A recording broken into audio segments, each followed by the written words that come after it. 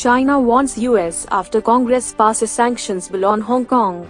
China has vowed to take all necessary countermeasures if the United States pressed ahead with legislation penalizing banks doing business with Chinese officials who implement Beijing's draconian new national security law on Hong Kong.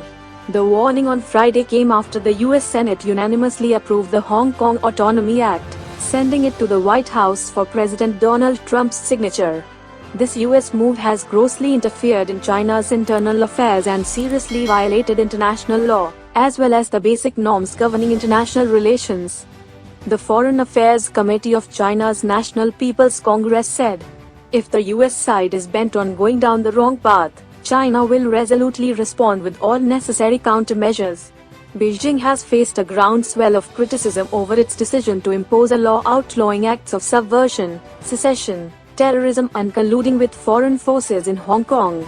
Pro-democracy protesters in the city as well as foreign governments say the law breaches the one country, two systems principle enshrined in the 1984 Sino-British treaty that guaranteed the autonomy of Hong Kong. The law has triggered alarm among democracy activists and rights groups.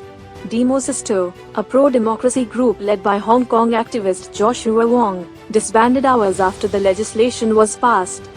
While prominent group member Nathan Law said on Friday that he had left the global financial hub, the 26-year-old said he made the decision to leave after criticizing the new law at a US congressional hearing he attended via livestream on Wednesday. Of course, I knew my speech and appearance would put my own safety in serious jeopardy given the circumstances, he wrote on Twitter. As a global-facing activist, the choice I have is stark. To stay silent from now on, or to keep engaging in private diplomacy so I can warn the world of the threat of Chinese authoritarian expansion. I made the decision when I agreed to testify before the US Congress.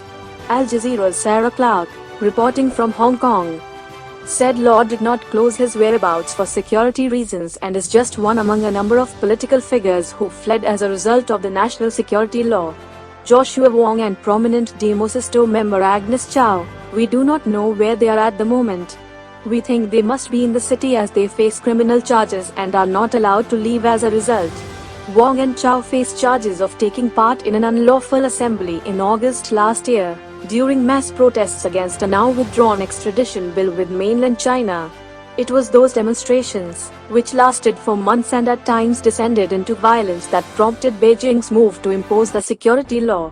Officials in Beijing and Hong Kong officials says the law, which bypasses Hong Kong's legislature, is necessary to restore order and stability in the city and will only target a handful of troublemakers. Meanwhile, Hong Kong's local government confirmed that a popular protest slogan used over the last year, "Liberate Hong Kong, Revolution of Our Times," was now illegal.